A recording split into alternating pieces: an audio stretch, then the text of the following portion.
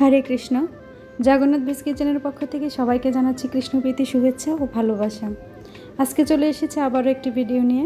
এটা হচ্ছে আমরা যে হোটেলে যে হচ্ছে পরোটার সাথে বা রুটির সাথে যে ডাল ভুনাটা খাই, তো আজকে আমি সেই রেসিপিটা করে দেখাবো।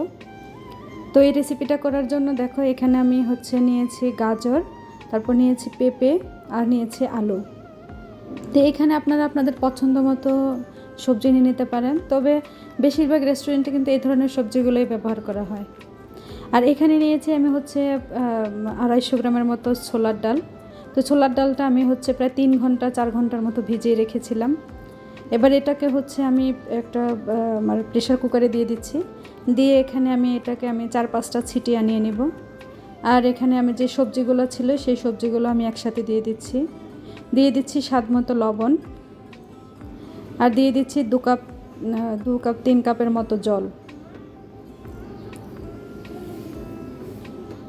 দিয়ে এবার ভালো করে ঢাকনাটা দিয়ে আমি এটাকে হচ্ছে 4 থেকে 5টা সিটি নিয়ে নিয়েছি। তো দেখুন এটা 5টা সিটি আনার পর এটা কীরকম সিদ্ধ হয়েছে।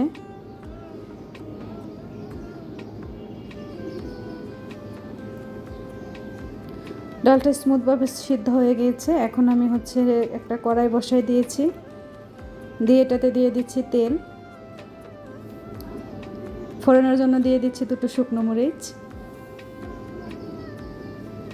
আর দিয়ে দিচ্ছি 1 চা চামচ পাঁচফোড়ন, 2টো তেজপাতা,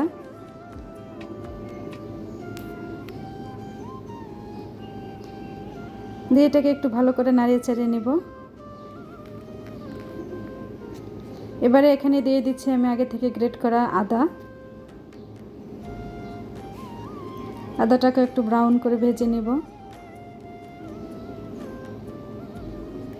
তো এই তো ভাজা হয়ে গেছে। এখন আমি এখানে দিয়ে দিচ্ছি 2টো বড় সাইজের টমেটো কুচি, আর দিয়ে দিচ্ছি 4-5টা কাঁচামরিচ।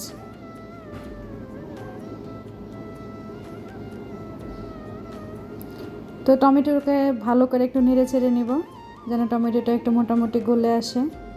তো এবারে আমি এখানে দিয়ে দিচ্ছি স্বাদ মতো লবণ,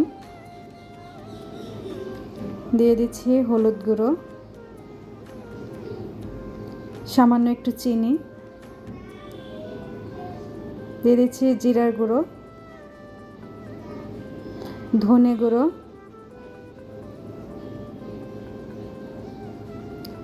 সামান্য একটু গরম মশলার গুঁড়া, আর দিয়ে দিচ্ছি সামান্য পরিমাণে হিং।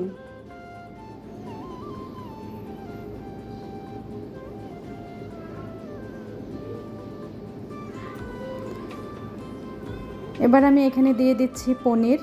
তো পনিরটা এখানে অপশনাল, আপনারা চাইলে দিতে পারেন, থাকলে দিতে পারেন, নয়তো বা নাও দিতে পারেন।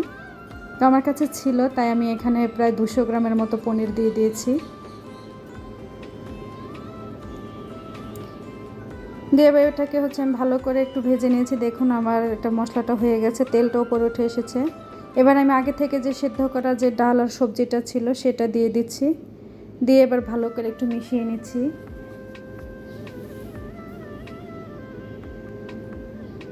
তো এই তো আমার মেশানো হয়ে গেছে, বেশিক্ষণ চুলায় রাখতে হয় না। এবারে এটাতে হচ্ছে আমি দিয়ে দিচ্ছি একটু ঘি, 1 চামচ পরিমাণ ঘি দিয়ে দিয়েছি। দিয়ে এবার হালকা করে একটু নাড়াচাড়া দিয়ে রেখেছি। তো এই তো ডালটা আমার হয়ে গেছে। এবার আমি হচ্ছে সার্ভ করব।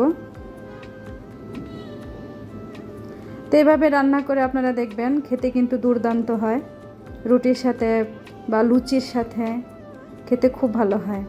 তো বাসায় অবশ্যই ট্রাই করবেন, করে কেমন হয়েছে অবশ্যই কমেন্টে জানাবেন। যদি ভিডিওটি ভালো লেগে থাকে তাহলে অবশ্যই একটি লাইক দিবেন, আর আমার চ্যানেলটাকে হচ্ছে ফলো দিয়ে পাশে থাকবেন। হরে কৃষ্ণ।